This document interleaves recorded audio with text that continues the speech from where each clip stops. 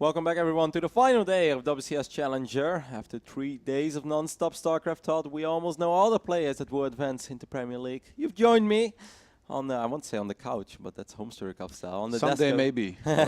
One day we have our own crib, and then we just sit on the couch together. We'll cast WCS. WCS season, Everything. Season like 29 of StarCraft 8. When Todd and me are old men, we have a little wiggle chair, you know.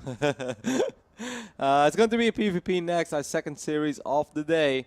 And it's going to be a cool one. Of course, one of the players that made a big wave in WCS Premier League Season 2 is the German Protoss, GunGFuBanDa.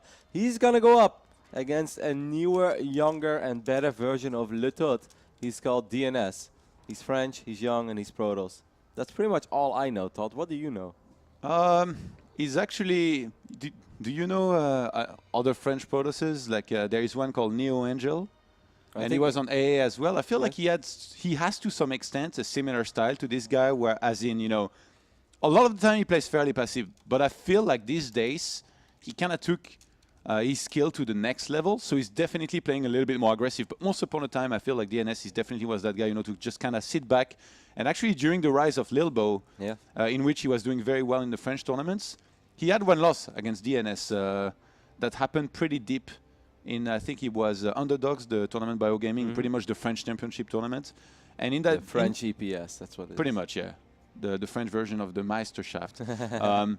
And back then it was some very passive games in which in late game DnS went for Tempest and Lilbo just stayed on Colossus and kind of died. So I think his late game, or like if the game, you know, goes expansion against expansion, he's going to be really, really strong. But against somebody like GunGFuBanDa, who's shown in the past against Naniwa, that's early game is really strong, he adjusts very well, it's going to be really tough to get there. But I actually feel that GunGFuBanDa has very solid late game PvP as well. I've been impressed by it, because we remember Season 2, of course, where he was in that crazy group with Elfie and Haas, and I felt every game that went past the 20-minute mark, GunGFuBanDa just took control of it, man. Like, he always had good splits. I think he has very smart army movement. Of course, PvP is very different than PvZ and others. It's sometimes not as explosive, but there is a lot of beauty in the matchup. And Le Tut and me, I'm going to try to bring you guys this beauty. I'm going to let the players know that we are ready and wish them all the best. You know, the other day I was streaming a little bit of StarCraft Dot, and GunGFuBanDa was actually in my chat, and, you know, I had a long game.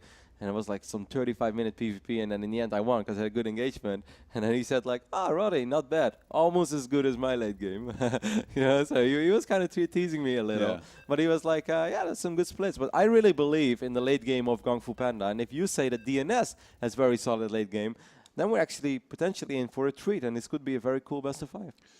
We just jinxed it, you realize that. Yeah, it's going to be 3 gates, in-base like proxy, cannon rush, like, oh god, what have we done? PvP in all its glory, it's coming to us. It's going to be cool to see these two face off. Germany is competing with France for most players in Premier League, man. And now it's Germany against France, so very important match for both countries, I guess. Yeah, definitely. Well, we are loaded in. The first map is going to be played on Terraform. Is it going to be Germany or is it going to be France?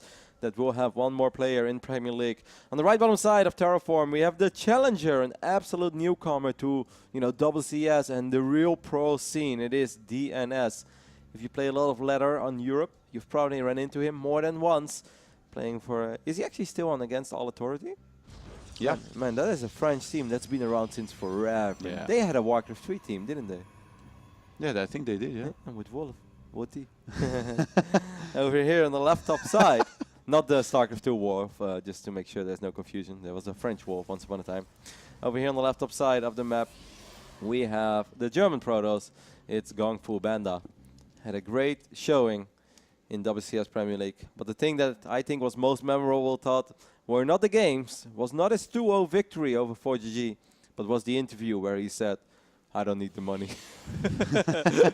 What a guy. Moment. He's playing for $15,000. He's like, well, you know, I actually have no pressure because I don't need the money. It's like, you know, I should send him a DM. It's like, hey, buddy, if you don't need it, like, there's a caster over here who was really... he was honest, though. You know, a lot of players, they only see, you know, the victory and all the hard work that they put in. They don't really look at the money. Like, once the tournament's over, I guess then you can look at it. But no, of course. I think it's a good mindset to have, to be honest. No, I think it's very important to care a lot about, you know, the prestige and just the competition and doing well. Because I think when I played Warcraft 3, I mean, I didn't really have to think about the money because I didn't really win a whole lot. But for me, it was always much more about the honor and stuff as well. How much did you make in that one tournament you won, Euro Cup? It was 2.5. 1,000. But I know, yeah, big payday. But like, so there's a difference between money not being your biggest motivation or saying you don't need it. You know, like Yeah. that is a big difference. Either way, let's take a look at these opening build orders over here a little bit. As the Cybercore went down, as everything is very standard. Everything went down in the main base. That is the most important thing. yeah, so far nothing special from either player. 2 passing ships in the night, Todd. Oh God, You here missed we go it. again. This was your moment. We've heard it enough, I think. That's for what a I lifetime. That's what I said yesterday, and then you Yeah. said no, it's never enough. We have to Yeah. do it once a cast. You know what? That's why I just got it out of the way. Only a stubborn or an idiot doesn't change his opinions. So I'm gonna change my opinion here. All right. So Terraform is, of course, one of the newer maps in the map pool. I think this is a very solid map for PvP. I think most Protoss players that feel confident in this matchup, that don't like to gamble or take crazy risks, they will enjoy playing on Terraform. It's a pretty straightforward map. It's a reasonable map for Blink Stalkers. Some would even say it's pretty damn good because, you know, you can hop from here to here into the main base. It's also a map where Stargates are popular, and so no surprise that we see 1 Stargate go down in the right bottom side of the map, and we see 1 Twilight. What do you think is going to be the follow-up for DNS? It will most likely be an Oracle into maybe quick Twilight as well? Yeah, usually you almost always see Blink behind this with triple gateway, but if he wants to try something a little bit crazier and he's kind of sure that GunGFuBanDa is gonna go for the quick Twilight and Blink himself, you can just go for that quick robo behind it and then just play, you know, Expansion, Immortals and all that. Already 3 German players qualified for Premier League, by the way. Only 2 French players.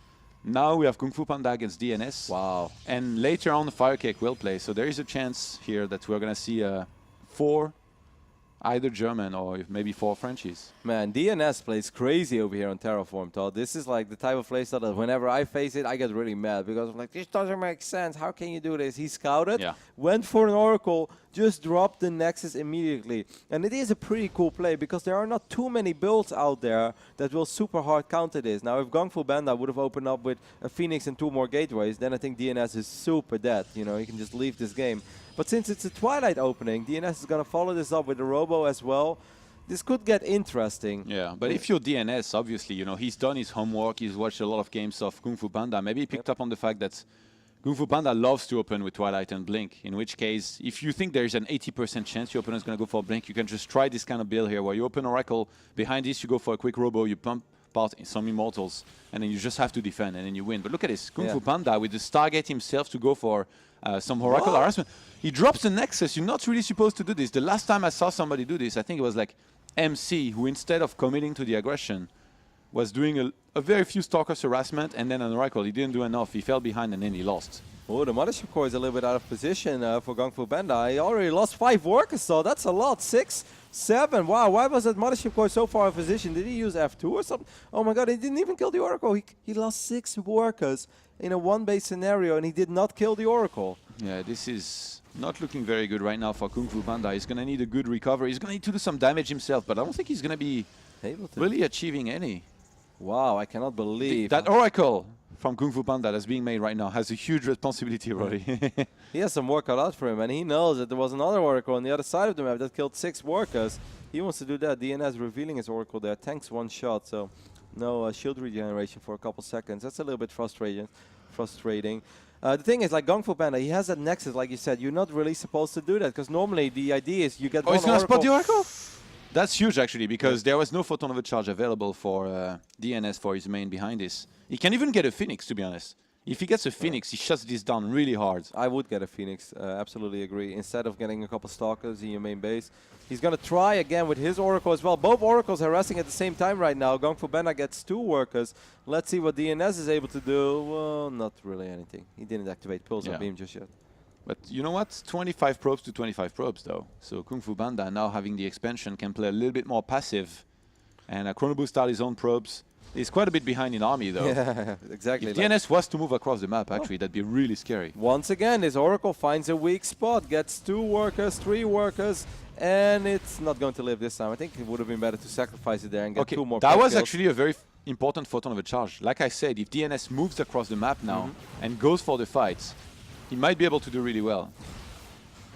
Look at this Oracle from GunGFuBanDa. There are 3 Stalkers there, Todd. 3 Stalkers in position, and he still kills 5 Workers.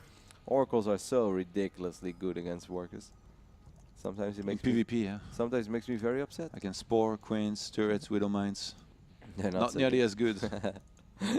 PvP is very deadly. DnS is marching across the map, and I really like the point that you He's mentioned. gonna go. Because his army is so strong. He's going to find the Stargate. That's very nice. He doesn't have to worry about Oracles And I anymore. really like the decision of getting a Forge as well with this, because he can get cannons, he's middle line to be safe, he can start a +1, and he has a lot. 36 army supply to 21. How do you feel about one more Oracle right now from DnS? I think it would be quite smart. Not I guess he wants to focus on the winning on the ground. What's the energy on the Mothership Core of GunGFuBanDa? He's quite far. Yeah, he's 78. far away. Oh my god! Like, there's without photon overcharge here, it comes down to the sentries, and he doesn't have any zealots to tank. There's like No immortals. He has 1, I think. No, he's just 1 in production. The 1 immortal's not even out yet. But still, it's always hard to commit to something like this if you He's in the don't back have of his blink. base too. It's gonna take like 10 minutes to get there. Like if DnS had blink, the first thing he would do right now just march forward with the immortals and then blink across it.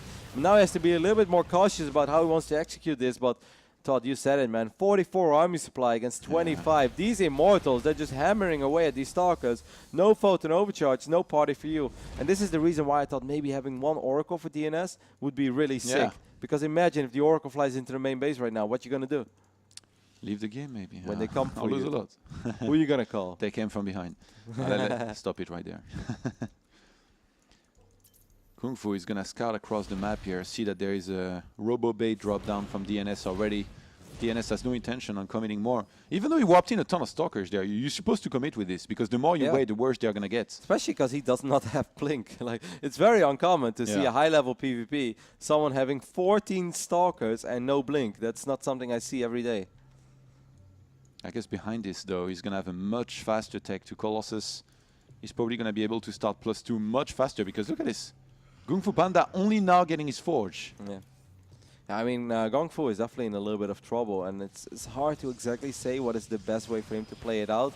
But I do feel if this goes into, you know, 3 bases, he keeps up in Workers. Yeah, he's always going to be down a little bit in upgrades, but he has Blink. Let's not forget, he could separate 4 Stalkers of the pack soon if he feels a little bit more confident.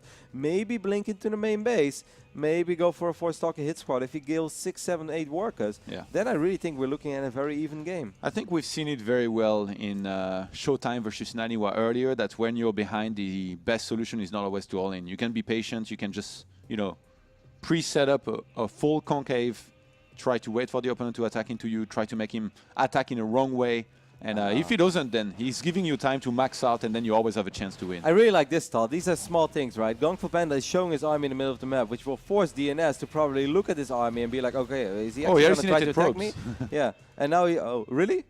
Yeah, by accident, but then made the Phoenix, and he's going to blink into the main very soon. Yep, come on, GunGfu. This is your moment. This is what you were setting up, right? All along. It's a good moment to go for it. There's a little Zealot skirmish as well. He's really distracting DnS. DnS does spot. Oh my god, he messed it up, Todd. Oh no, well, still though, this makes a difference of 2 or 3 probe kills. Well, not flawless execution. He gets 2 already. He should still be able to get 5 or 6 here easily. Don't shoot at the Zealot. Oh, he's going for the 3rd base at the same time, but DnS stayed there. He only sent a very few units back to defend against this. Photon overcharge and a couple Zealots. And a couple Stalkers. 42 probes for DnS, 50 for GunGfu. Yeah, it was still worth it. And he got out of there with 3 Stalkers. If they just regenerate the shields, he can send 1 more to join them. We already have double Robo up for GunGFuBanDa, by the way. Look at this, double Colossus production. Upgrade-wise, that's the only thing he's really behind in, to be honest, anymore. I guess he's got a little bit less army, but definitely going to make up for it momentarily with the superior economy. I think slowly but steady, GunGfu is really crawling his way back into this game, and he's even setting himself up in a pretty decent position. The double Robo is something that's still old school, but it's becoming more and more and more popular again. We saw Naniwa as well busting out a couple double Robos, and I just feel, because in the past, you know, double Robo, if it got scouted, the other guy's just like, haha, well, I got a Stargate anyway. I'm going to make a fleet beacon. As soon as I have 3 Tempests, you know, my party starts. It will take me 2 volleys to kill your Colossus. Now you need a lot more Tempests to kill a Colossus. Do you know how many Tempest to one-shot a Colossus right now? It's 5 or 6, right? No, yeah, that's the old Tempest. Oh yeah, that was 5 before. Yeah, the old Tempest was 5. It so has now to be like 7 or 8, I guess. Yeah, I think 8 at least. Basically too many for us to know and make them. Exactly. The last time I tried to make Tempest, it went really bad. But actually, like, I lost one game against Tempest the other day in which it looked kind of good, but it's only 4 base against 4 base situation in a very stale game, which doesn't happen every day. Armies are going to clash over here on the south side of Terraform. 1 or 2 forces will go down. Like, the army is a little bit deceiving. Yes, there is a 15 army supply lead for DnS, but he still has 13 Stalkers, guys. 13 Stalkers that don't have Blink. It's rubbish. Like, you know, I don't really know any other way to put it. You've been hanging out with Kailash too much. Why? Rubbish. No, I mean, it's pretty awful. Like, it looks like DnS is a very big army, but in the old days, in Wings of Liberty era, we used to joke about people having the Stalker syndrome. You remember that? I know, I started that. And then Hazu kept on saying it every game because everybody made too many Stalkers and then lost the games. It's like you have these maxed out fights and suddenly your army just disappears and you have no idea why. And then, you know, one of your friends looks at the replay, he's like, oh, well, sir, it seems like you have suffered from the Stalker syndrome. It's like, well, what does that mean? It's that you make too many Stalkers when they're not good anymore. Only against Zerg. You can make pretty much as many as you want. Against Protoss and Terran both, it's not that good to get too many of them. He's getting a couple Zealots now. Does DnS have I want to see Tempest, man. He could technically... Like I said, on 4 bases, I think it's worth it to go for it. In a stale game where nobody's attacking and like you have enough cannons in each base that DT drops aren't going to kill you. He waited long enough now for GungFu to get +2 as well, and it's very difficult to attack into Terraform. If you're maxed out and you think you have more army supply than your opponent, and you have +3, because look at this, DnS 61 probes to 69. That's 8 more supply that he could have in army when he maxes out. Of which 4 are Stalkers. Wow, okay. I'm sorry, Tom. Aren't you a downer? Sorry to be a negative Nancy over here, but... I mean, he does have a pretty big army supply lead. +3 is going to finish up. So if this army of DnS was ever going to win, then it kind of has to happen right here, right now. One of the Immortals already lost his shields.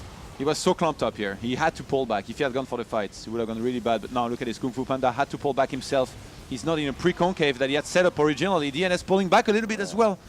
And like, it's very chaotic. Both neither dares actually going for it. But it's very hard for DnS. Like, if I was GungFu, I would never give up this this area. I think he's a little bit worried because he could have had a few more Immortals and Archons than he actually had. He's going to have it soon, though. DnS getting a Dark Shrine. Yeah, it's about to finish up. I want to mention it, but you know, there's a cannon pretty much everywhere. Yeah, there's 3 in the main for GungFu. Kind of an awkward timing for a Dark Shrine, but it's not very expensive anymore, so it doesn't really matter at this phase in the game. He still has +3. I think fighting now would be a good idea. 138 army to 123. Here we go. He's going to chase him down. GungFu doesn't have a pylon nearby. There is one warping in, but he's going to get killed, I think. I think GungFu's army is so much stronger than the army of DnS over here, man. I'm sorry. I was a negative Nancy all along, Todd. But for a reason, as all these Stalkers, they just melt. Look at these Immortals of GungFu doing some serious work. And DnS tried to get way too fancy with the Colossi here, actually. He went forward, tried to laser down the Colossi of GungFu rather than just A-moving. Yeah, I saw that as well. It's just not an army you're going to win a fight with, mate. 140, man, it was such a decisive victory as well. It wasn't even like he barely hang on. Like, look at this. There are 6-7 Colossus left, Immortals left. GungFuBanDa right now 60 supply ahead. So maybe DnS knew all along he was going to lose that fight and went behind. Go Dark Shrine, Todd. I don't know. He's not using it though right now. Maybe waiting for a prism. The classic forgot about the Dark Shrine. Look, by the look of things, he actually is just going to try to come back by remaking a standard army here right now. Look at this. Trying to get his Colossi counter up here a little bit.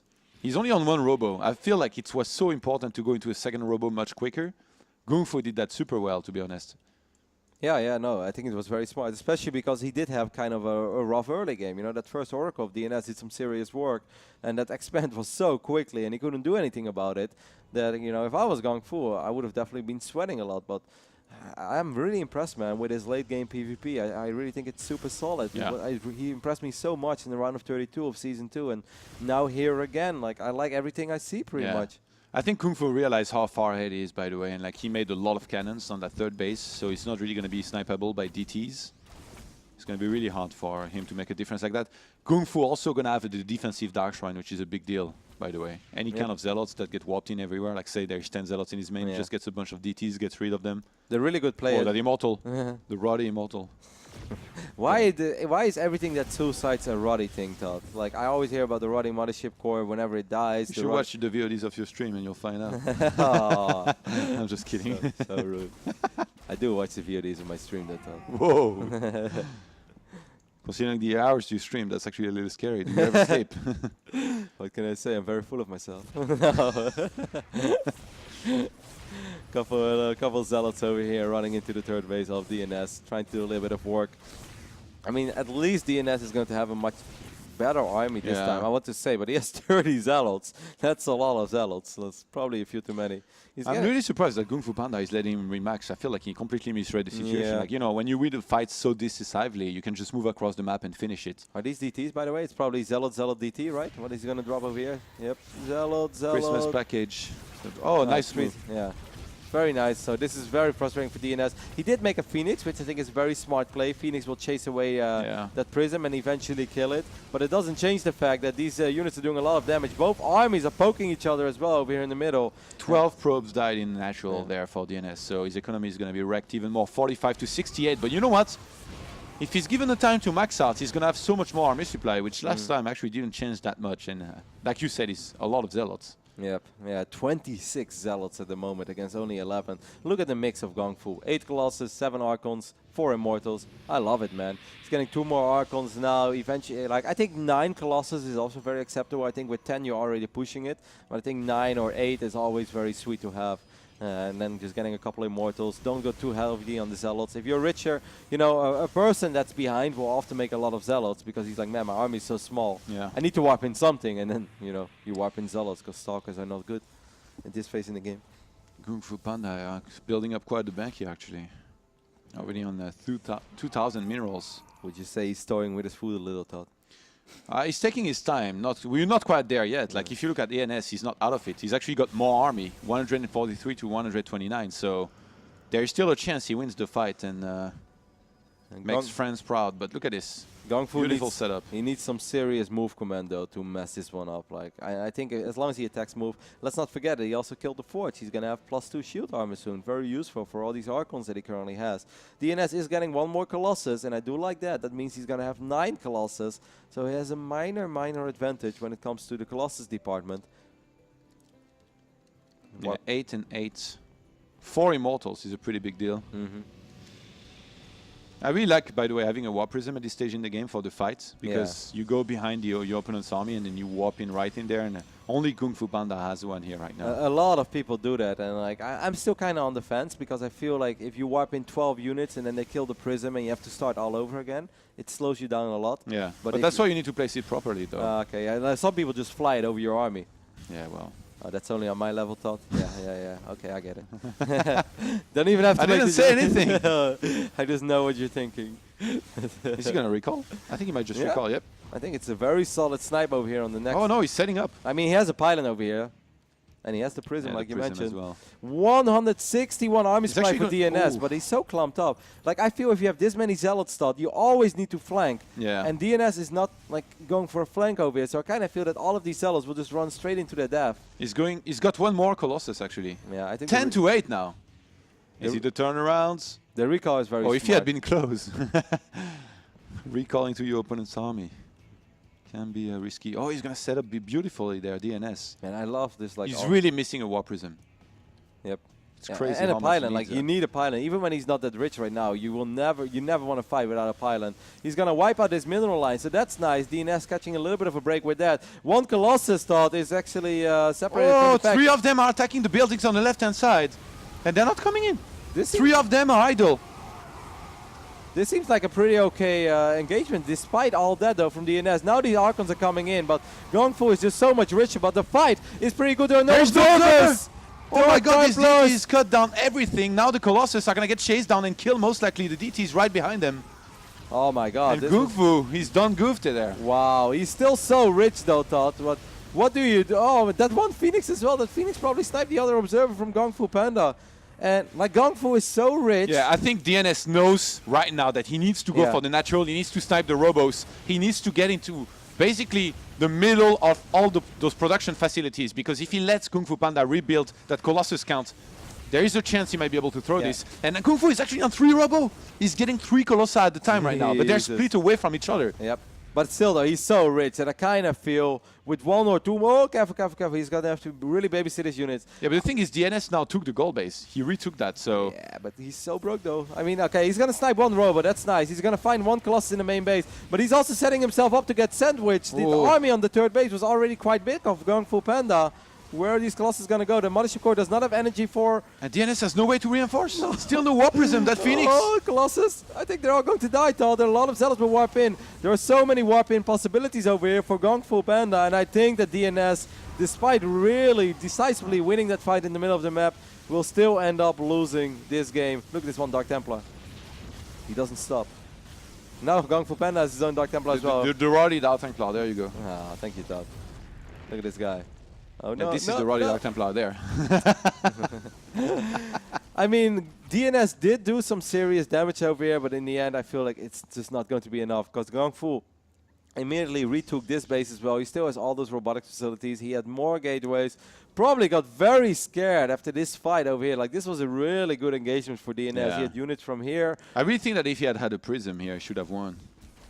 It's tricky when your opponent has 4,000 minerals. Yeah, but maybe. Like he was going for the fight before Kung Fu was going to have an end off. It's really, so, that full surround. Yeah. What do you think is the best thing to do? I like your point where you said you kind of have to position yourself in the middle. Yeah, he went for the natural first, killing that robo. Maybe he should have gone for No, he didn't kill the robo, actually. Oh, well, he didn't. No. Yeah, killing that immediately definitely was a good idea. And then going into the main and making sure that if GunGFuBanDa was going to go up the ramp from behind, you're in a good position to fight. The only thing I hate about that, Todd, is whenever you go with your PvP army, when it's kind of weak, right? Because this was not a maxed out army. If Colossus are in the main and you attack move, Colossus will randomly shoot at so many random but that's buildings. why you manually select them and attack the army. Yeah, it's very... But I know it's hard to do for us because we've been trained for years to attack move and watch the fight, so...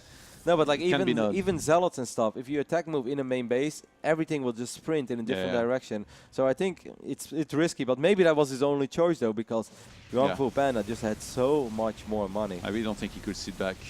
No, I definitely not sit back, but I was just kind of figuring out what is the best way to go. Where to go. Yeah. I don't think the third base is easy to attack either, but maybe. What do you think? Yeah, I do agree with starting with the natural because that's the safest position, and then get a reinforcements point and just make sure that your army is always really, really clumped up and like close. I know you don't want to clump up when there's a big fight maxed out, but if you have 6 Colossus and your opponent has 1 here and 1 there, then you do want to keep everything close together, so you have a big damage burst on everything that's being warped in. A most ambitious move out, by the way. Look at the army of DnS and the one of GunGfu. It's one final stance. It's probably very hard to read right now. It's like, what is the correct thing to do? But, you know, GunGFuBanDa has been using some of that massive bank that he has. Yeah. Definitely got a scare after that fight in the middle of the map. Went so terribly wrong for him. But, you know, with 4,000 he's definitely very resilient. Not your typical French. This is also... Not quite waving the white flag yet, Roddy. I'm glad you made that joke, because I can't. Don't want to make the French. Everybody makes it. Oh, DnS is a little bit trapped. He's probably going to have to recall out, but we'll lose 2-3 Archons and a couple Zealots, and with that, he's just going to tap out after he realized that his opponent was just a little too rich over here in game number 1. Pretty sick game, though, to kick things off with. See, guys, PvP can be fun. If you're Protoss, I guess it is very fun, but for the Zerg and Terran watching, I'm sure they are more like, why weren't they attacking? There's so many Colossus. But actually, I do agree that it's pretty fun, like watching these fights. I definitely feel like both of these players, they could have played a lot more aggressive than they did, though. But again, it's a case of being able to see everything.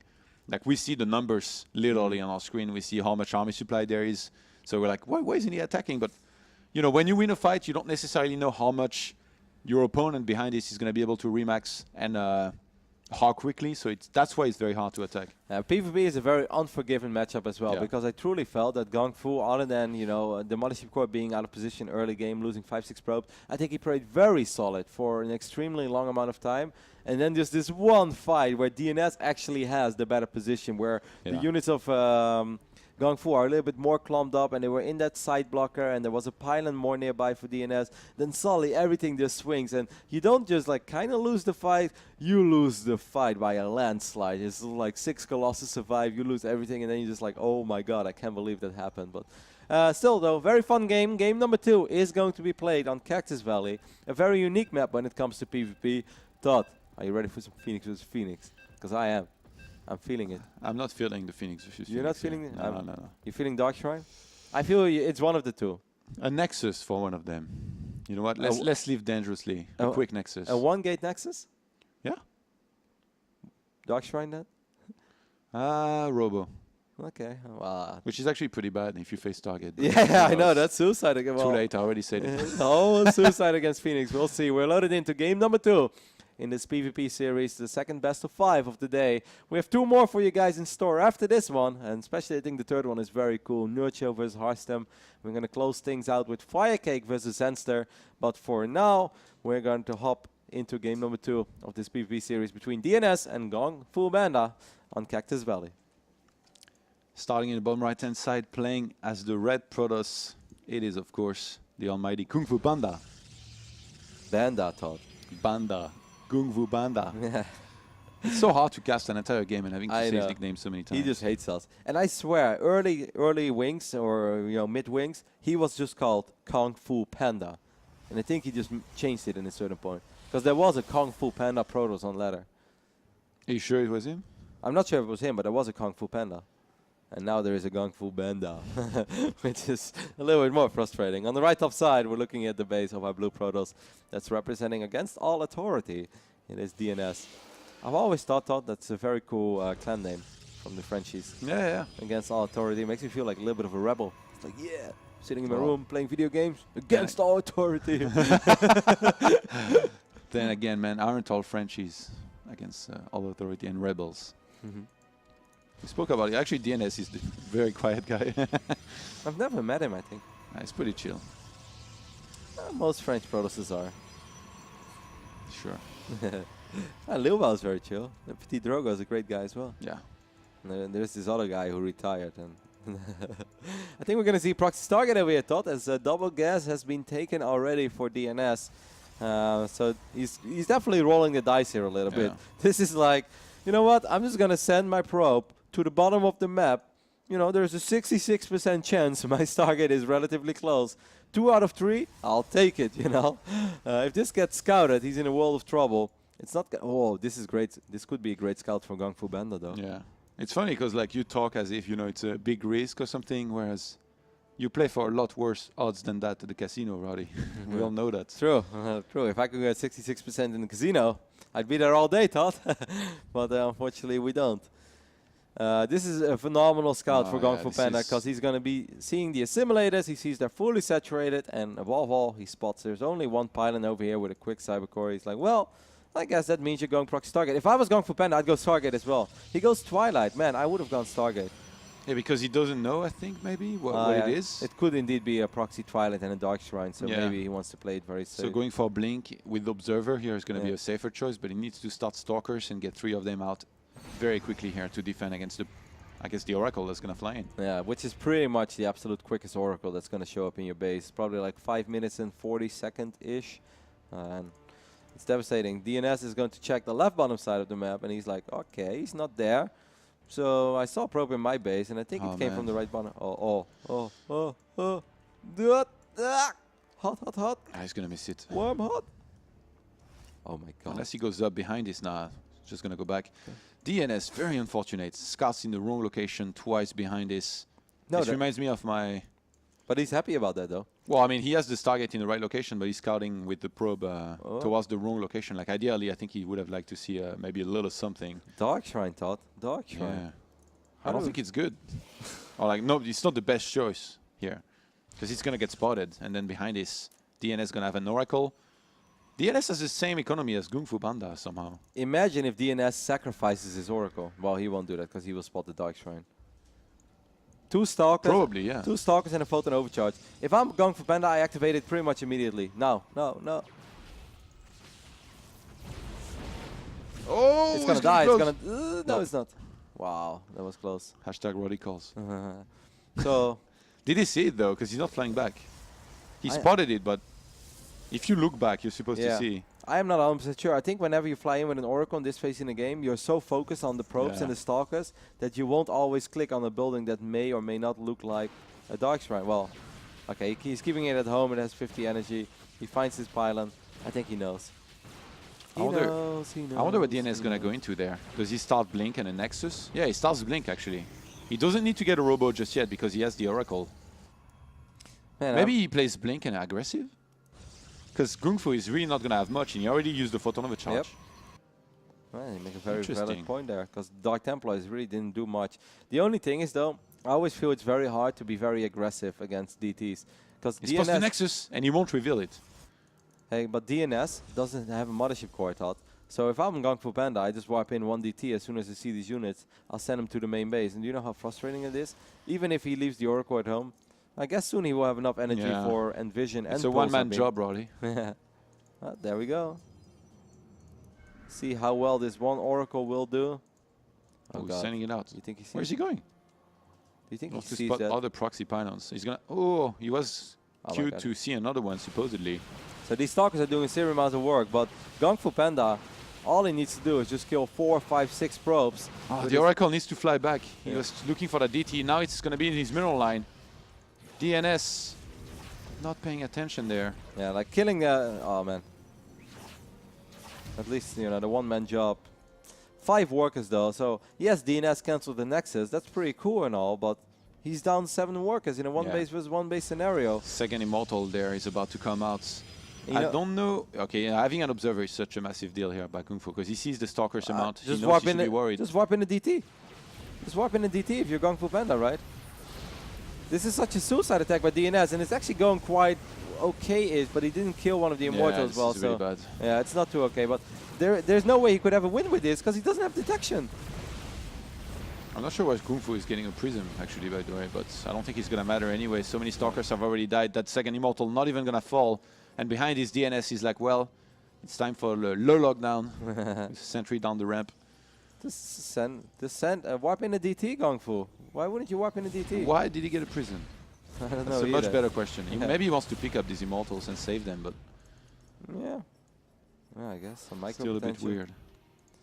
Couple of crazy calls, perhaps the nerves getting to the players here a little bit. Blink now on the way for GunGFuBanDa as well. DnS did rebuild a couple of his workers just now, and this is something I want to mention before that fight started. He's starting his mothership core, and that's why it was very hard for him ever to really win the game, because he could never leave the main, because he didn't even have, you know, that. The only detection he has is this Oracle, so it always has to stay home. If the Oracle runs out of energy, he has nothing that could even kill a single Dark Templar. It's interesting that GunGFu gets Blink himself, by the way. I guess he already had the Twilight, so might as well, but if DnS gets a bunch of Immortals out, then it kind of resets the whole situation, and they both go into Colossus behind this, assuming neither of them commits to a huge attack, which a lot of the time is going to fail.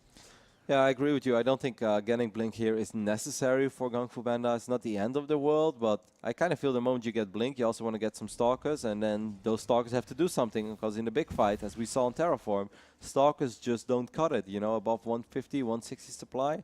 They're pretty garbage. Another gate going down by GunGFuBanDa. Yeah, so he's going to be aggressive. He doesn't have any intentions of going up to Colossus this game, Todd. And let's not forget, he still has that Warp Prism. And now this Warp Prism eventually could have a massive impact on this game. Because if an army of Immortals and Blink Stalkers positions himself over here, and then the Warp Prism flies into the main base, unloads a couple Zealots and DTs, if you're a broke Protoss like DnS, that's so hard to deal with. Even during the attack, being able to reinforce there and pick up these Immortals is going to be super important. I'm going to see. Cheeky Claris. GunGFu might actually find this pylon. Yep, spots a pylon. That's always nice. Small things like that. His army's going to move forward. He's on 33 probes. Probably won't be building a whole lot of probes the upcoming minutes. Oh, wow, he just ignores it. Okay. Man. He's in a rush, man. Maybe he's on a mission. Maybe he doesn't want to reveal his army marching across the map. Yeah. I think DnS probably doesn't know as well. He sees that there is no army in the natural. Oh, the Oracle almost falling there. And this is going to be a pretty strong timing there. What is he? What? I don't know. I Now don't know about the strong timing anymore. And I don't know about that counter forward Blink with DnS. He just gave a couple away, couple stocks away as well. We should just stop making calls. Yeah. I mean, it's kind of going to be a strong timing. Like he targets a Stalker that's in the back and then blinks out of there. It's like, what are you doing? 90 supply for GunGFuBanDa right now, who is going back to building probes and a forge as well. I think DnS saw that War Prism and he kind of panicked. He's like, oh god, he's getting 2 cannons. No, he's getting 2 cannons in the front actually. So the main base is still very exposed. Oracle is still, oh my god, staying alive by 10 HP and 10 shields. Now the War Prism is heading towards the main base. Yeah, and actually there is an observer there for DnS already in position, so if he gets enough units down there to defend, he's gonna be okay, but Could even drop a Photon Overcharge, let's not forget about that I don't think he has the energy. Oh no, that's right, he used it in the natural. Oh, the entire army, no, no, Oof. no. Almost happens.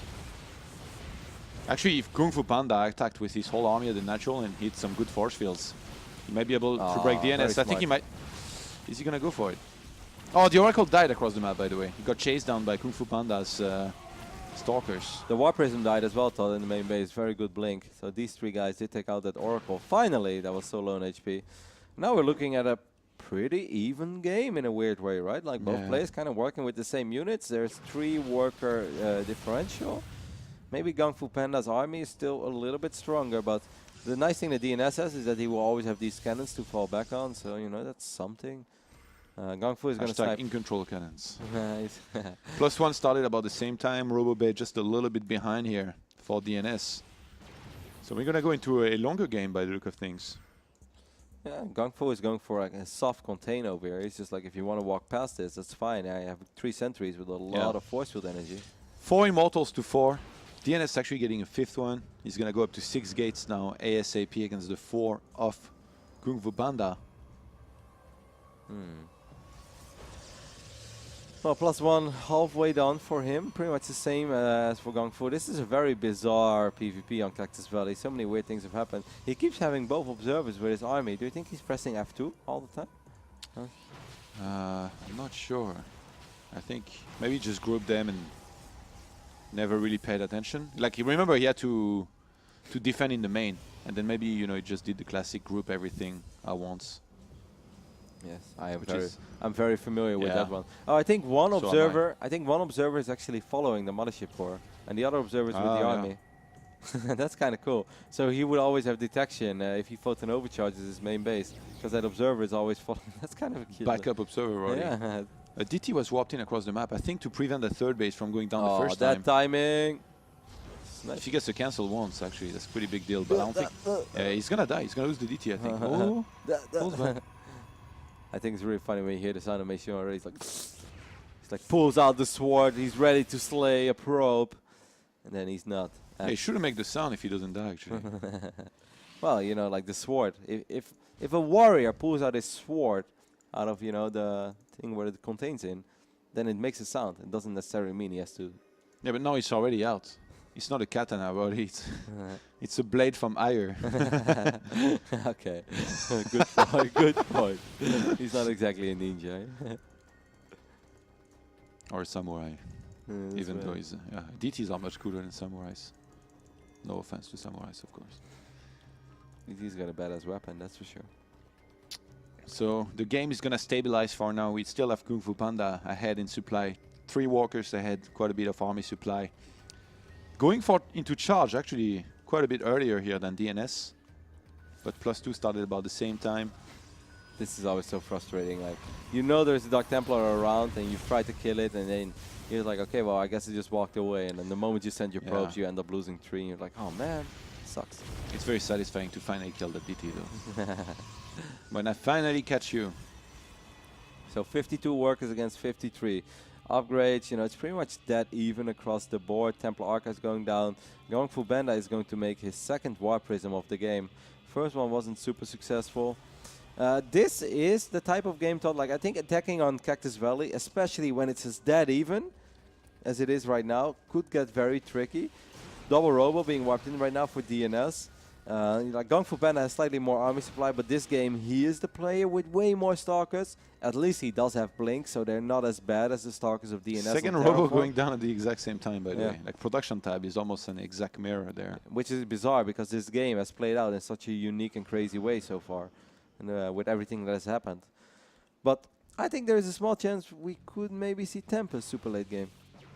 Yeah? The only bad thing is that neither player has an active Stargate.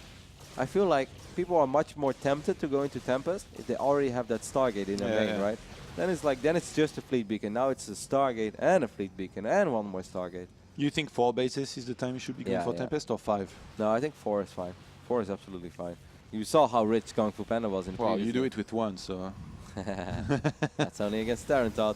Big warping in the main base. Couple Zealots and Dark Templars. Where is that Mothership Core right now with that trailing Observer? Oh, the you're going to lose your surrounded. cannon. If I was GunGFuBanDa, by the way, I'd go for the Forge here. I'd prioritize the Forge over An almost Observer anything. from DnS is flying back right now. He's around the 3rd base. And actually his army, Forge. GunGFuBanDa, if he engages too early here against DnS, is going to be in trouble. I like how DnS always blinks forward and prioritizes the Warp Prism. At the same time, GungFu is going to try to strike over here. Guardian Shield being popped. You should have chased. DnS would have forced the recall. And we have the 4th base now on the way for GunGFuBanDa. Double Colossus production still ongoing here from both players. 1 more Immortal, so 5 against 4 in DnS's favor. 5 Colossi to 5. Very even game. This is crazy. Yep. After all that happens. Resources lost, 4,500 to 3,800, and units lost. I guess more of a variety here. I'm actually a little bit with GunGFuBanDa. I'm actually a little bit surprised that DnS lost more units in this game, but he did make a crazy amount of Stalkers early on, and I guess that does add up. Stalkers are not as cheap as they look. Zerg always thinks that Stalkers are for free, but they do actually cost something. They're not as cheap as they should be. Yeah, no roaches thought. Couple Zealots. Here we go again with the half-price Stalker jokes. Pylon getting sniped. DnS has to be very careful. Yeah, the 3rd base actually of DnS right now is on a siege from Zealots and EDT. There is a single cannon. And it's so exposed. It's so exposed. This cannon's going to die. Oh god, DnS. He might have to recall. Yeah, I would actually. Otherwise, he's going to lose all of his workers over here. He's bringing over. Oh yeah, there we go. Smart move. Reinforcements are here. Surprise! Somebody call for the exterminator. Look at the +3 finishing at about the exact same time, but GunGFuBanDa having a 4th base there. He's going to be in a fantastic position going further in this game. He's dropping down 3 more gates, going for plasma shields level 1. In particular, those gases on that 4th base are going to be important because his gas economy is just going to be ridiculous once he saturates that. Yep.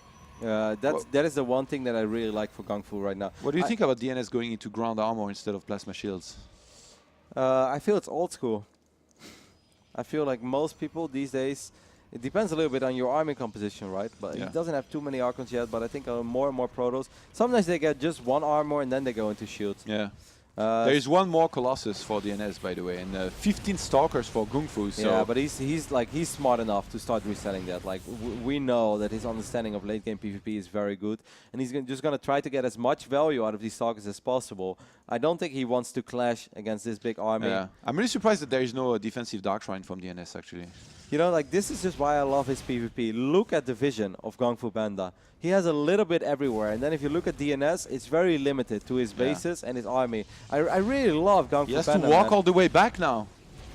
He should have left way more Zealots back home if he was going to defend against these Stalkers. He even saw them. Big mistake here by DnS when Robo is going to get sniped. No. He's finally going to be able to come back and defend this, but I don't think that GungFu is going to, I guess, care about losing these Stalkers. No. There is even a DT in the 3rd base. He's going to get another Robotot.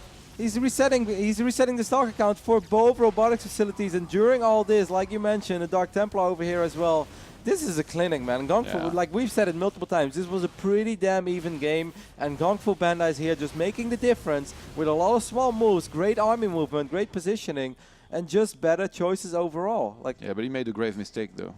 Which is? DnS is now on 45 probes. That's 155 army supply potential already. Yeah, we call it, you know, a lot of the players out there, they call it getting Protoss. When you outplay your opponent for 10 minutes, you kill all their workers. And You then can get Protoss in PvP. Yeah. Look at his Archons in the main, by the way. They are trapped forever. Oh my because god. of that pylon. Oh my god. He made a pylon on the left-hand side and blocked himself. No, that's not gonna free you, man. That's the wrong pylon. Oh my god. They dug a tunnel in the wrong place, Roddy. He kills the Cybercore. Did he rebuild his robos? Kill the assimilator while you are at it. It's already mined out.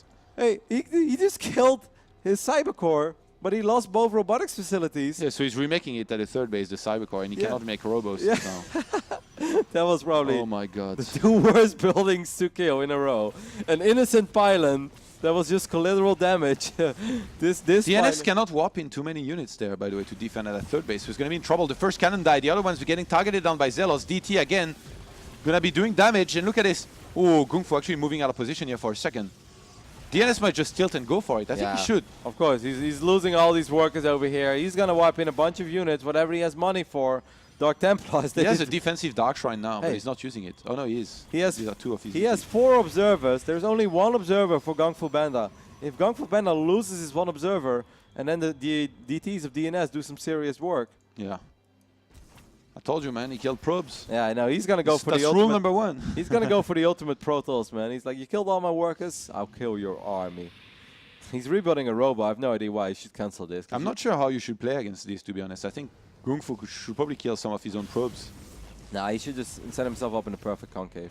Eventually, he could get rid of a few, but he made a lot of gateways in the main just now, which I like. But is it going to be enough? 170 army supply to 135. That's a massive difference. It is, and the difference is mostly in Archons, and that doesn't really always mean that much. Like I think DnS can win. Kites, right? A lot. Nah. I think DnS can win if he gets a great engagement. Time warp. Running up this ramp is not going to do it for him. Warp in a High Templar. Okay, here we go. I think DnS is pretty much committed now. I really think he should have cancelled that robo, by the way. I will keep going about this because it's just stupid. You're super broke. You have nothing anymore. Why are you building a robo? Plan B, Roddy. No, mate, there is no plan B. Right now, this is plan Z. He's on, he's on 21 workers, mate. This is plan M for Moment, 21 workers. Oh, poor Moment. For always in our heart, the 21 I think, yeah, that's a ramp, like one of those big ramps, if you can engage into them. Oh, look at this. GunGFu moved out of that position there. If DnS can get in there earlier, but he's not. 1 observer. I think the only way that GunGFuBanDa is going to lose is how many Dark Templars? GunGFuBanDa's got a DT and Zealots in every base there, sniping the extra Nexuses. DnS only mining from his natural right now. I feel that GunGFu should have a few units here as well. I really think that GunGFu can lose there. Yeah. 174 army to 137. This is insane. And a couple of the army supplies even harassing on the other side of the map. Oh, the sandwich. Yeah. I like. This is probably the baguette sandwich. This is probably his best chance. All right, Todd, take it away. Here we go. DnS gonna swoop in there with a lot of units. Delay the attack on the right-hand side a little bit. GunGFuBanDa setting up to try and defend as best as possible. But look at this, he's getting flanked big time right now. Both players trading a lot. The supply of DnS plummeting, bringing the gap a lot closer. Actually, 91 army supply to 70. Oh, he moved a little bit. Come on, where are your warpins, GunGFuBanDa? I feel like he's not warping anything. I feel like he has not warped in forever. Like he has a warp prism over there.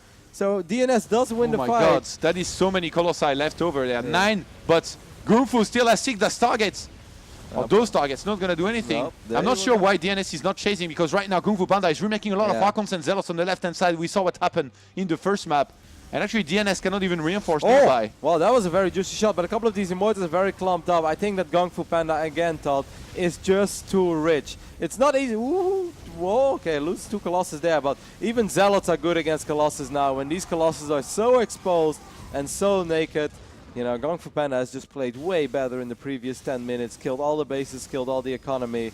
And yeah, a couple of Colossus survived the battle, but in the end, there is just too much money for the German Protoss, as GG is called. And he takes a 2-0 lead over here on Cactus Valley. That Deutsche Bank, man. The Deutsche Bank? It was really rich. Yes. Had a lot of minerals. I think it was like 4.5.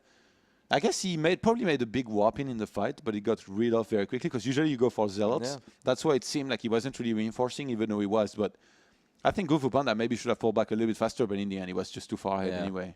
It's like when you do that much economic damage, it's not even that DnS was still like on 2 mining bases, you know, with 30 probes or something. It was like 0. There was nada. There was never going to be anything that would make his army stronger anymore. And that all goes back to just the great harass and great army movement, great positioning from GunGFuBanDa over the past 10 minutes. Like, we looked at it and it was pretty dead even. Both players, same amount of workers, same upgrades, double robo going down. And then, you know, normally it's very hard to make the difference in PvP, but GunGFuBanDa just played so well. And, like, he had these stalkers for the longest amount of time, and you mentioned it, and on certain point I was just like, well, he understands this. And, like, when he actually sacrificed them, it was such a great sacrifice. I feel like if DnS had just a few more probes, say like 30-ish, and was mining from 1 more base, it could have made a big difference because he would have been able to remake Archons with this, and he had 9 Colossi.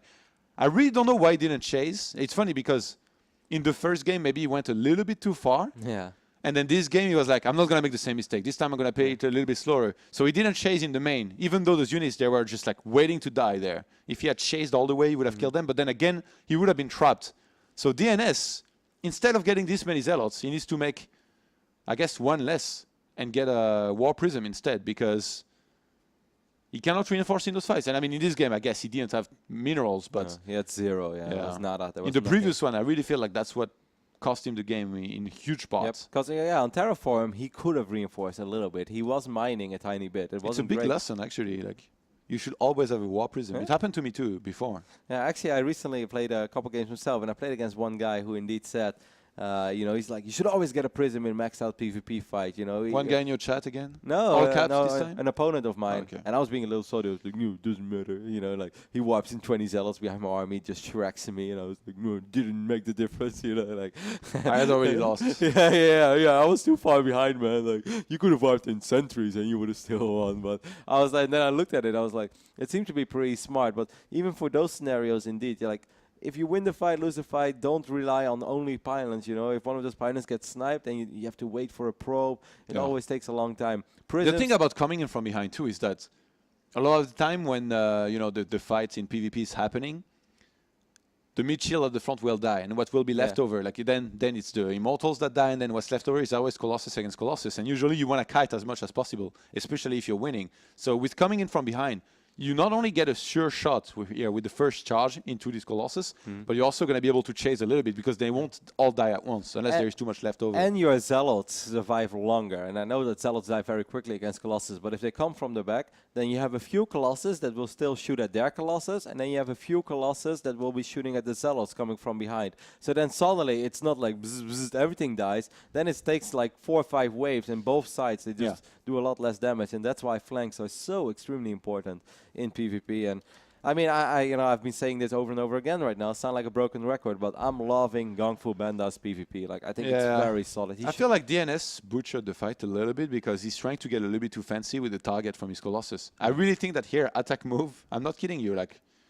you know, I make a lot of jokes, but attack move is all you need to do. Come in from 2 sides, and then maybe move a little bit your units so that they don't all get splashed and stuff. But many times during those fights, I saw him trying to get fancy and controlling, you know, the Colossus and where they were shooting. And every time he did that, he went too far forward and got hit very hard when it happens. Yeah, over micro is definitely a thing in PvP. Sometimes you just get too carried away. You're trying to do too much, and then you look back at it, it's like... You realize what we're doing. I should have... Like Zerg and Terrence are going to make fun of us endlessly. It's okay. It's over micro is a thing in PvP. Roddy 2015 with your face on there. It's over, man. Cheeky. All right, let's go ahead and hop into game number 3 that is going to be played on Coda. As DnS has his work cut out for him. He is, of course, the blue Protoss spawning on the left top side of Coda, representing against All Authority, who wants to make it into Premier League for the first time in his career.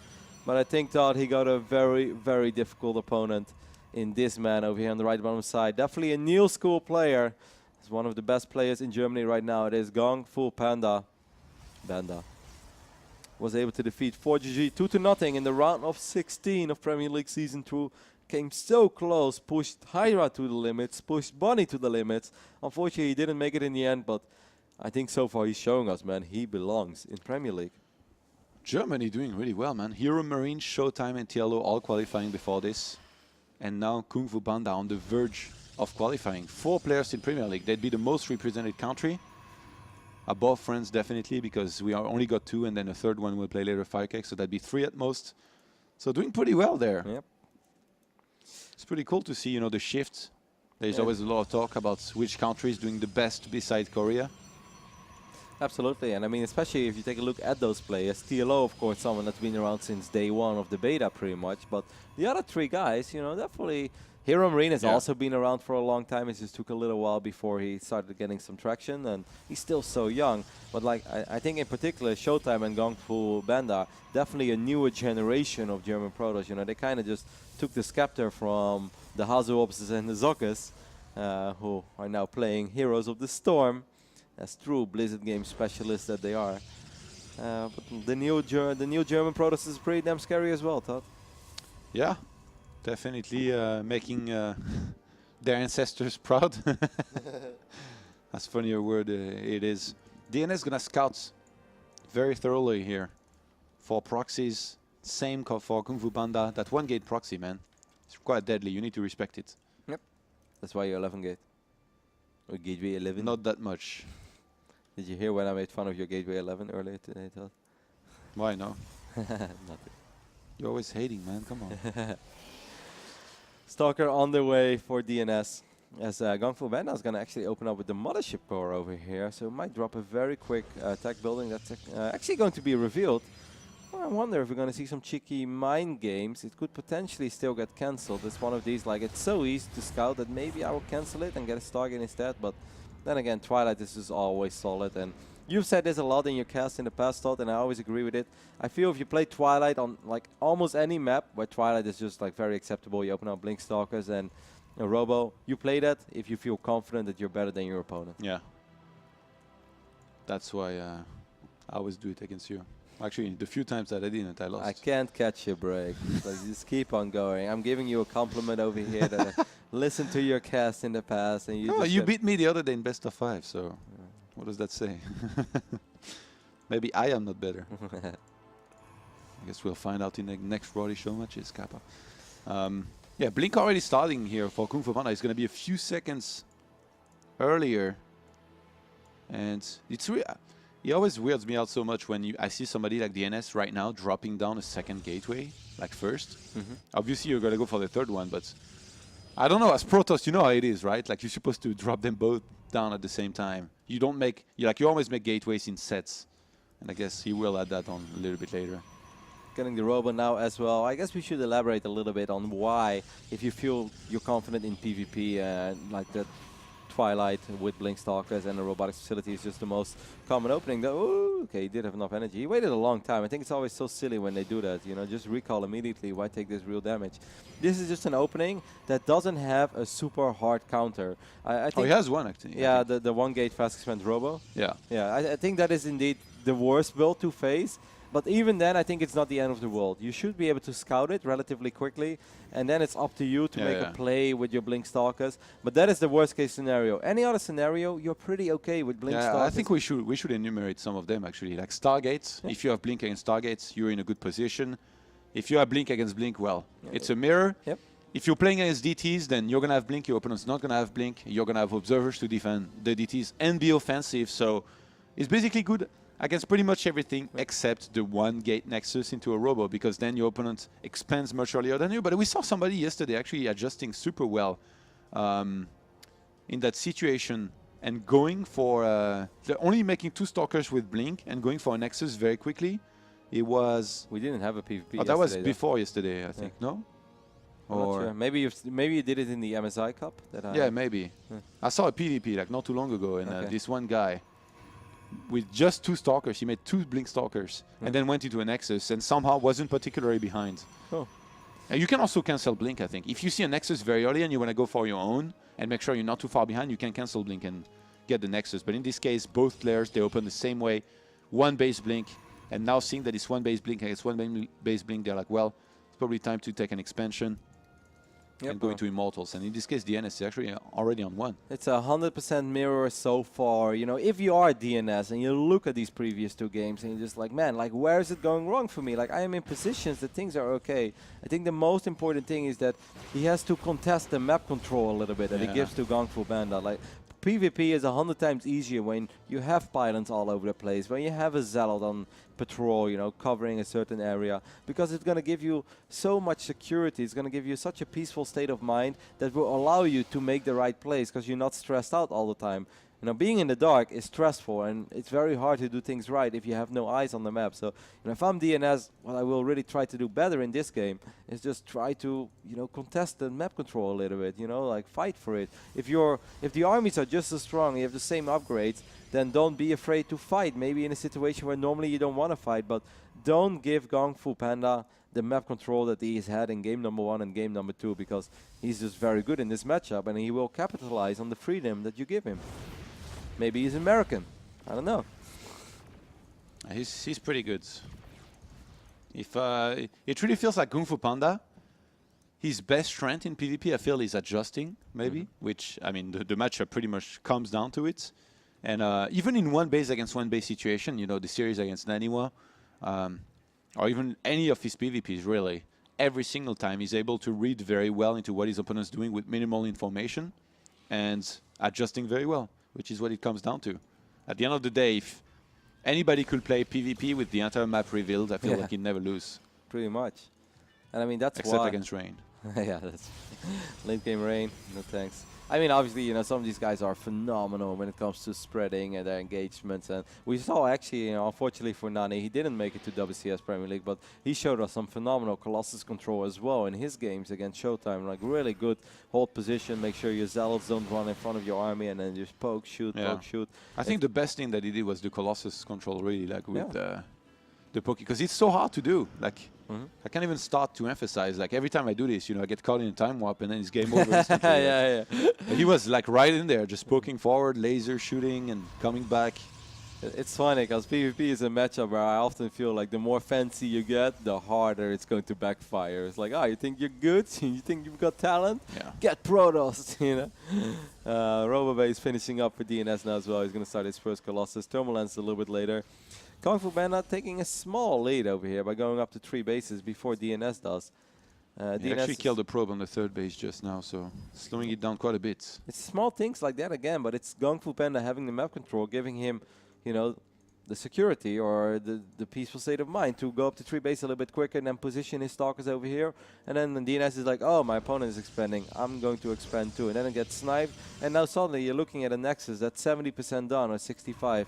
And this one is just starting. It's small things like that. But when you play the exact same build order in a mirror matchup, then obviously it's hard to make the difference. So small plays will make the difference. And again, GunGFuBanDa is already making a few small correct plays. Starting +2 immediately as soon as he's ready.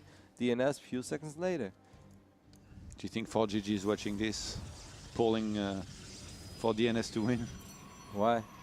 Because GunGFuBanDa, man.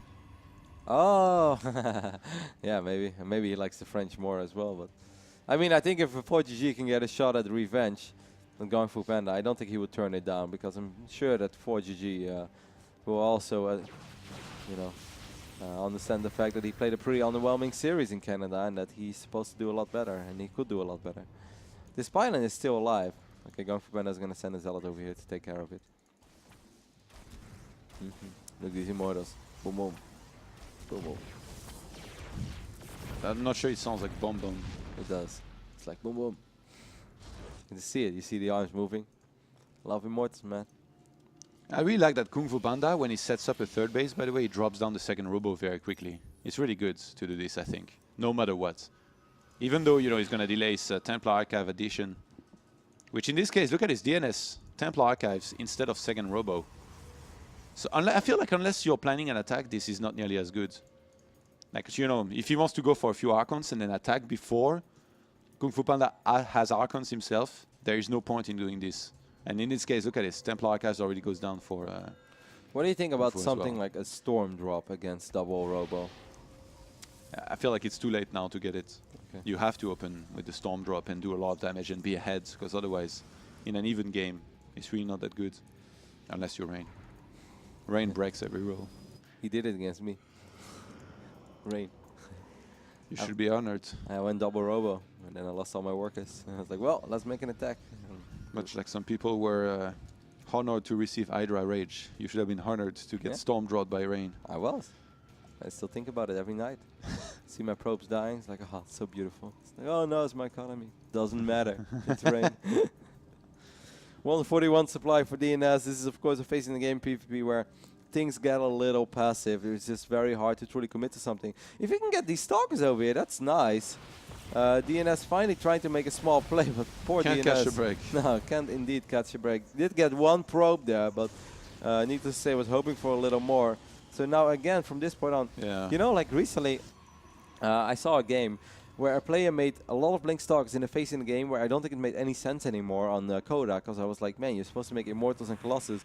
But it was so annoying because we both had Blink, but he just made more Stalkers. And I was like, this sucks, you know, like in a big fight, you're never going to do well. But he just kept taking away all map control from me, kept trying to Blink into the main base as well. And even when Stalkers are not very good, at this moment. If 10 Stalkers blink into your main, you gotta respect it. And if then the main army hits over here, or 4 Stalkers, it can be really frustrating. And I felt that DnS, despite the fact that he opened up with blink, he never really tried to do anything with it. He gave map control up very early on. GunGFuBanDa was able to expand a little bit quicker. But nothing has been going his way. Maybe he kind of lost confidence and wanted to play just a lot more passive. Of course, yeah, but like this is the same story as game number 1, game number 2. We're looking at his vision, sees nothing. By the way, this might be a very good opportunity here to go for Tempest, maybe. If the game's really stale. I feel like this is some serious wishful thinking by us. But no, I don't think if you're DnS right now, you have the confidence to go into Tempest. You've been too blind. What do you mean? You make 15 cannons per base, and then you drop 3 Stargates. A little bit of a skirmish over here, as a couple Zealots and Stalkers are fighting just Zealots. Zealots do have charge on both sides. And again, GunGFuBanDa doing something better than DnS and getting the Dark Shrine much earlier. Look at this, and now he's going to get a few more Zealots. He's actually going to win this fight. This is very frustrating. Because normally you just wipe in the Zealots, deal with these Stalkers. Man, I love this again by GunGFuBanDa. He has so many cool little moves. This is so smart, because normally these Stalkers right now, they're not supposed to be that scary anymore. And now he's already killed like 10, 12 Zealots. He's getting a very cost-effective fight. Because Zealots plus Stalkers are obviously way better than just Zealots. And now, like, I think GunGFuBanDa, or excuse me, DnS, needs to send some real units towards this base. Otherwise, he's in grave danger of losing some probes, maybe a robo. Are you saying Zealots and Stalkers aren't real already? Right, what did I say? You said he's going to send some real units. No, not these trashy units of Protoss Tier 1 that do no damage. Yeah, he sent the Colossus, so he listened. Oh, actually 2. Now that's a unit, Todd. DT drop going to be happening in the main, but these cannons are walled off so well in the main here for DnS. But if you drop 2 Dark Templars on top of it and there is no additional support, they will still but DnS can warp in first if that's about to happen. Well, I mean, actually, he can't. He's maxed out. Just look at GunGFuBanDa, man. We have to give credit where credit is due. He's truly doing whatever he can to make the difference in a matchup that was once more super dead even. There we do have indeed that warp in. Now 1 Zealot is stuck, by the way. Roddy Zealot. 2 supply. Useless forever. Maybe it's the gatekeeper to cannons. But during all this, look at GunGFuBanDa. He's just chipping away at stuff, being annoying. Oh, DnS attacking. Look at this. He's losing patience. He's got more army supply once again. He's going to lose everything in his natural thought. He has no detection over here. And there is a Dark Templar in the mix. He's going to come back. He knows it. Recall, maybe? Chooses to walk back I think he's afraid if he recalls, he's going to end up losing his 4th base. And then he will feel he's dead again. I don't understand when he's just sitting back and waiting. Boom, boom. Templar Archives. Told you, man. 15 cannon per base, 3 Stargates, Tempest. Look at this. Remember when I played GunGFuBanDa for the Challenger qualifier? On Overgrowth? Yeah, that Tempest game. I will never forget that game. That was the silliest PvP I've ever seen in my life. Didn't he dance his units? Yeah, in the first game, yeah, but not in that last one. Yeah, he had a few very harsh words before leaving. Good old Letot. And his old WCS memories. Stargate is going down for GunGFu, Todd, so I think he kind of feels like, well, you know, 4 bases, I've got money in the bank, I've got all the upgrades a man could desire. Stargate going down. Yep. So I'm so happy. He thinks it's time, and I think it's fine as well. Dark Templar is doing serious. Just look at the workers killed in this game. 2 against 21. Oh, man. I feel a little bit for DnS because it's really frustrating when you play against a Protoss player that just seems to do everything a little bit better than you do. It's just like, man, like, why do I play these games? You know, just everything is going wrong. Normally, I at least get a good engagement here, or I have something going my way there. But it just feels that GunGFuBanDa has had an answer to everything that DnS has tried to do, and he's always a step ahead. He's just better, generally speaking. You know, more solid. Yep. That War Prism. Okay, now actually I feel that GunGFuBanDa's army is a little bit... I mean, if I'm DnS right now, I run up this ramp. But GunGFu, you need to start... He still has no War Prism to reinforce, though. It's going to be GunGFuBanDa reinforcing right into this fight. There's going to be the photon of a charge to work with. And the time warp as well. DnS starting to really lose patience there. He's still taking damage in his natural. DnS warping in units there. No defensive Dark Shrine still. This was the biggest mistake of all. You need that defensive Dark Shrine on 4 bases, no matter what. Oh, man. GunGFu is just picking him apart. 31 probes have gone down now. Warping in Zealots will not do anything for you. DnS has had it, man. He kind of has to go, right? It's 143 army supply. This is one of those moments again, Todd. The army supply advantage is mostly in Archons now. Zealot count is even. He's gonna go all the way back. I'm really surprised that Kung Fu, by the way, is not getting a lot of cannons. Because like he's gonna have less army supply. I think he knows it. He has a lot of minerals, so he definitely could afford to get a bunch of cannons. Yeah, he has a couple here and there. I think he's saving up for. Yeah, but okay. I think 15 cannons on the fourth base here is necessary, buddy. I think he just wants to warp in zealots with his minerals, and then he's gonna get ready for his Tempest. How many gates is he on? 14 to the 10 of DnS. Very respectable numbers. 10, not too many for DnS. Oh, that natural for DnS is dying. I think I mean, enough is enough, man. Yeah. DnS has so much gas, but he lost his Templar Archive. Can he rebuild it? No. Man, he needs to rebuild his Templar Archive stat because he's sitting on 2,500 gas. Dark Shrine goes down for DnS. Look at the production tab. That's a really. It's time. That's a sad production tab. When you just see one Dark Shrine, that's often when you know you're in trouble. It's going to try to get a good engagement here, but if you fight in this area, that what happens is that the Colossus of DnS, they will start shooting at the pylon. Yeah. At the cannon, the pylon, the Nexus. But you know what you should do as DnS here? You Oh engage and then you pull back a little bit and you re-engage. And that's when, if your opponent chases you a little bit, he's going to be the one in a bad position. Okay, well, he's going to pretty much have to go for it, because now he's going to start losing production facilities in the main base. DnS, the longer you wait, the worse this is going to get for you, buddy. And that Prism by Kung Fu, so sick. Yeah, I know. He made Prism speed super fast, by the way, in that game. Like, he had it for a very long time. Pretty much right when he made it, I think. Gotta respect the Prism. He's just been playing extremely good. 27 minutes in, and once again, we may be looking at a scenario like, yeah, DnS may kind of win the fight. I'm not even convinced about that this time, but he may do it. But after that, we're looking at 6,200 minerals, it's 4,700 gas. 9 Colossi to 9, 4 Immortals to 4, but 12 Archons to 6 in DNS's favor. But we've seen in 91 FC Showtime, the Archons, they are not the most important unit, but generally speaking, he's got way more. 157 army to 133. But as we saw in the 2 previous games, having a bigger army is not everything. It's how you use it, Roddy. Feedback. The Ray Allen High Templar, but no. Yeah, being able to reinforce so much is going to be such a nice advantage for GunGFuBanDa if he's really able to pull back. I think he really wants to try. He's very patient with the photon overcharge, by the way. Yeah, I mean, I guess one photon overcharge right now doesn't really do much for you anyway. I think he rather has double time warp. I think that's why I thought. I wouldn't mind a photon, but you definitely want one time warp. DnS has got some patience in him, let me tell you. I mean, so is GunGFu. He just like has this massive army that's chipping away at his Nexus. Yeah. And he's but like, he's the right choice for yeah, GunGFu. of course. Because I mean, he's going to try to get a time warp. That one Templar coming in. One was used before. DnS pulling back here, trying to pull out GunGFuBanDa out of position. He's not falling not for gonna it, man. happen. He's not falling for it. Zealous, I don't know where that Zealous was coming from. There are 2 more robots going down for GunGFu as well. His production, like, he's so rich though, it's going to be ridiculous. He has 2 Stargates that he can use to build Tempest, or even Carriers if he would desire that, but probably Tempest. And then he has 3 robots as well. You know what I like to do in this situation? Get like 10 Stargates. Yeah. And then even if you lose the fight, you just start 10 Void Rays. Wow, well, in this case, actually, you might lose if you did that, because DnS would get a lot of Archons behind this. Like, DnS actually has a bank behind this. Yeah, this is a little bit different than indeed the previous games. And I must say, I'm surprised by that, because on a certain point, I truly thought that it was going to be all Mothership! Where? Where's the Mothership dot? It doesn't work when I click on it, but it's always morphing it below his army. Oh, the big one. Okay. I thought you were just shouting for a Mothership Core that was about to die. No, I was like, why doesn't he call it? 4 months. Why doesn't he call it? It's not the Roddy Mothership Core. Why doesn't he call it the Roddy Mothership Core if it's dying? Something's different here. Because it's living. Man, GunGFuBanDa, he's going up to 5 robotics facilities, Todd. Do you know how much supply he can warp in at once? It's insane. Big fight actually happening right now. Oh my god. I'm surprised that he's going for the fight, even though he's getting a mothership. Yeah, but DnS, his Colossus is so clumped up. He uses rapid warping over there. And ridiculous amount of Zealots being wiped in. But we all know that Zealot's not the unit that you want. Like, I just want to do the math real quick about how much supply GunGFuBanDa can warp in at once. Gets a couple Colossus there before this fight even starts. And I'm sorry, man, I didn't think there's just no way that DnS is ever going to be able to win this. Even though a couple of the Archons have melted for GunGFuBanDa.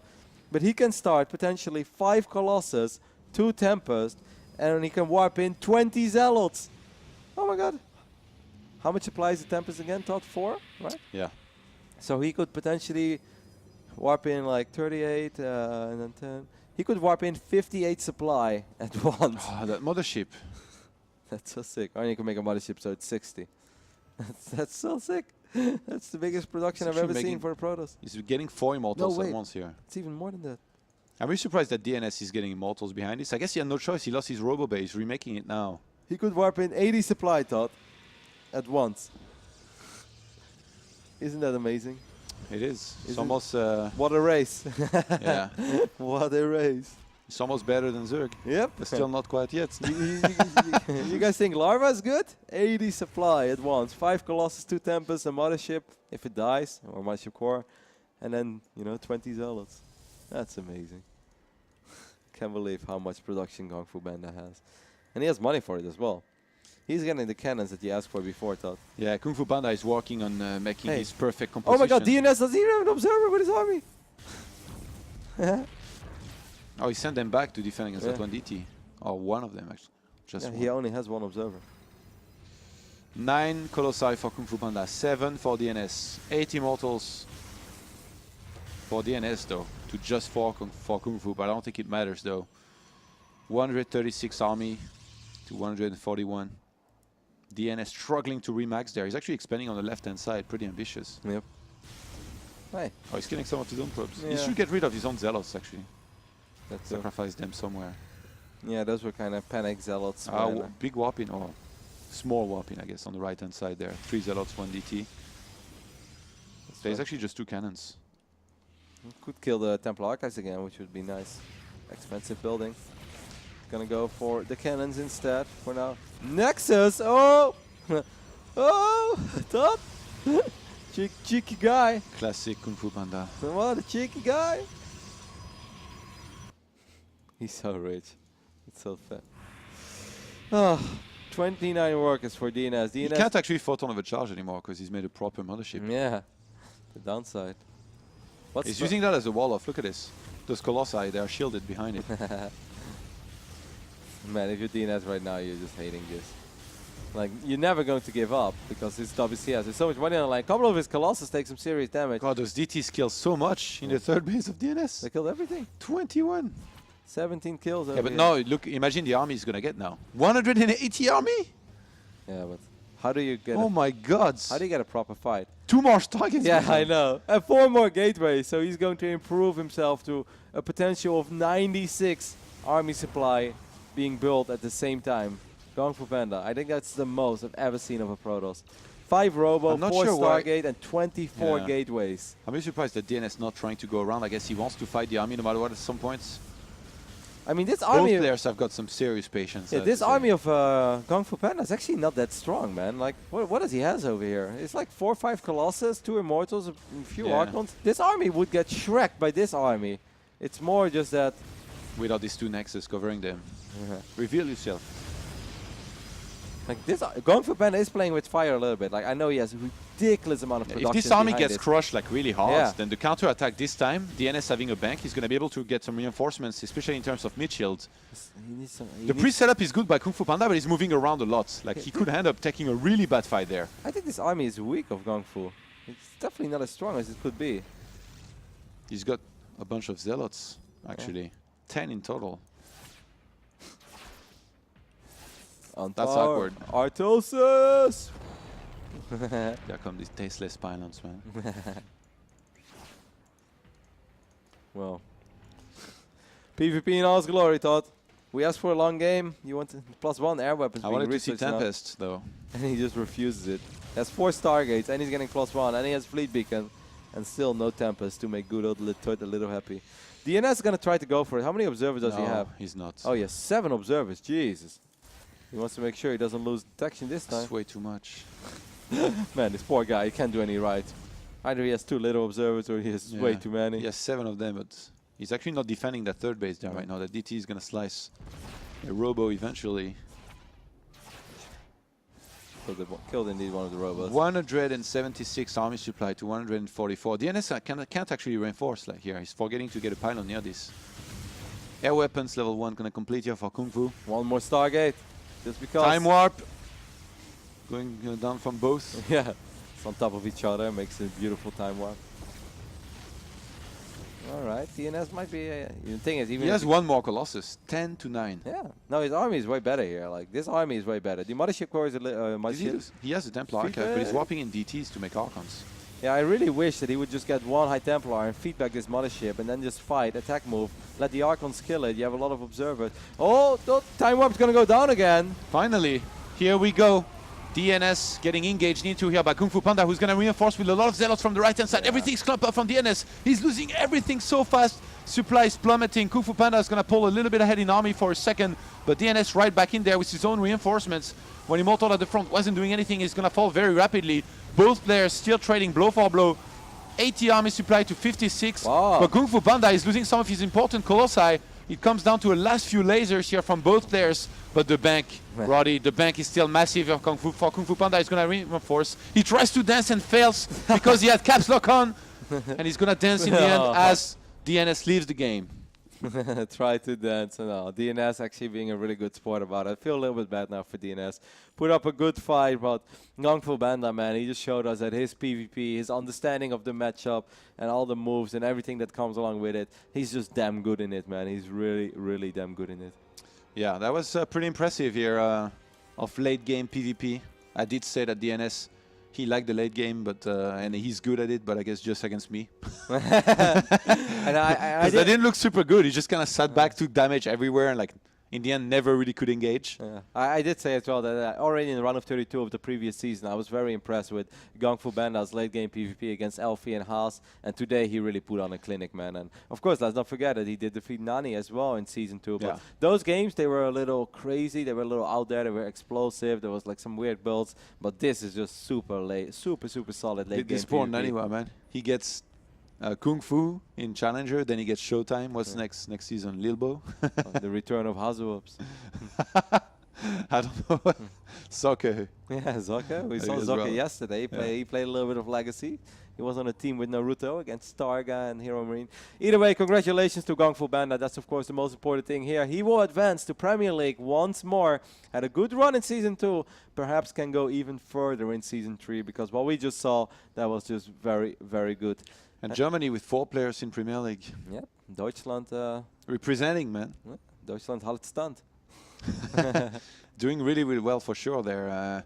And all of them too. It's not like, you know, one of them lucked out on a matchup and like did really well and is not necessarily going to do well in Premier League. They all have chances to go pretty far. So yeah, and they've dominated most of their matches as well.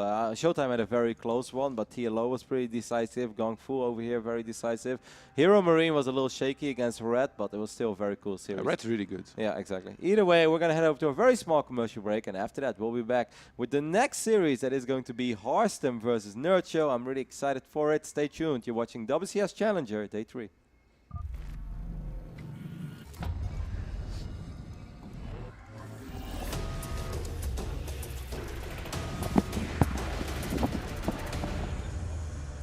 I think it's you now.